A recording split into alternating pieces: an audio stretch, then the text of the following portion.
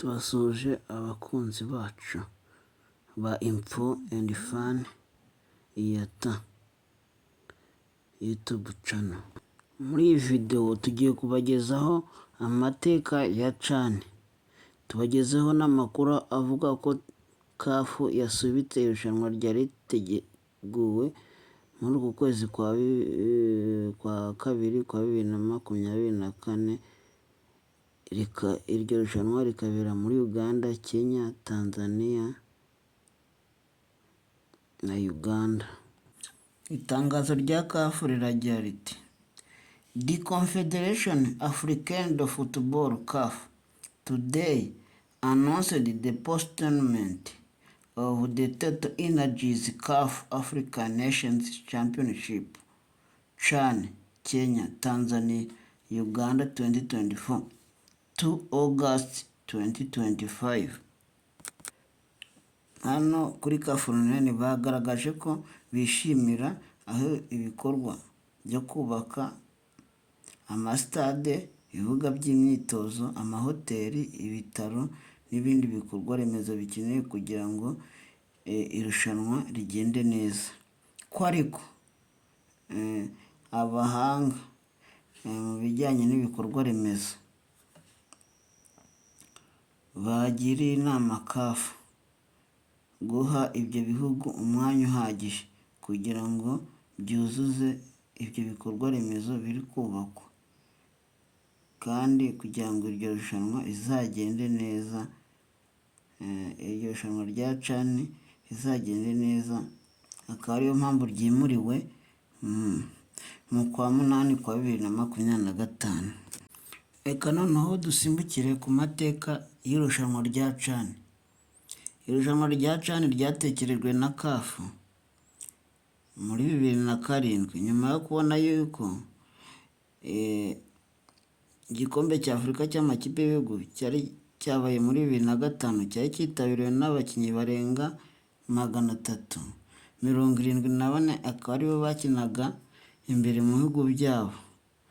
CAF muri 2007 ihita ifata icyemezo cyo gutangiza irushanwa rya CHAN rigomba gukinwamo n'abakinnyi bakina imbere mu bihugu byabo, kuko babonaga yuko abakinnyi bakina i Burayi bituma batabona umwanya mu irushanwa risanzwe ry'amakipe y'ibihugu.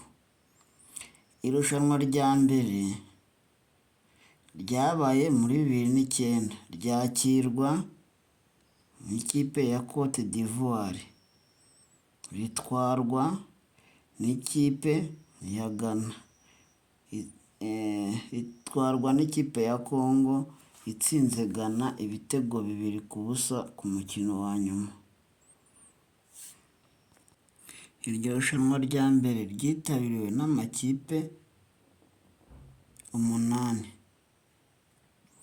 Irushanwa rya CHAN rya kabiri ryabereye muri Sudan, ryitabirwa n'amakipe 16, hitwarwa n'ikipe ya Tunisia itsinze Angola ibitego 3-0 ku mukino wa nyuma. Muri 2000 irushanwa rya gatatu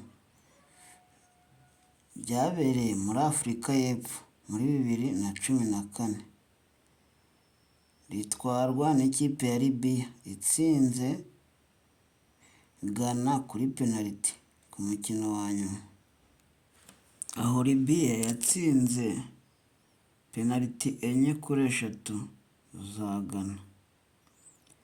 Muri 2016 CHAN yabereye mu Rwanda, aho Congo yaje gutsinda Mali ibitego 3-0.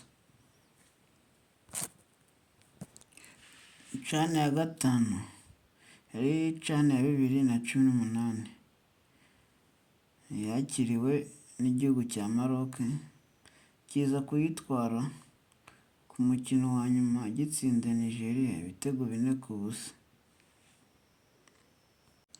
CHAN ya 2020 yakiriwe na Cameroon igikombe gitwarwa na Maroc itsinze Mali ibitego 2-0. Akaba ariyo kipe ya mbere itwaye ibikombe 2 byikurikiranya. Twibukiranye ko na Congo ifite ibikombe 2 ariko yo ikaba yarabitwaye mu myaka itandukanye. CHAN ya 2022 yabereye muri Maroc itwarwa na Senegal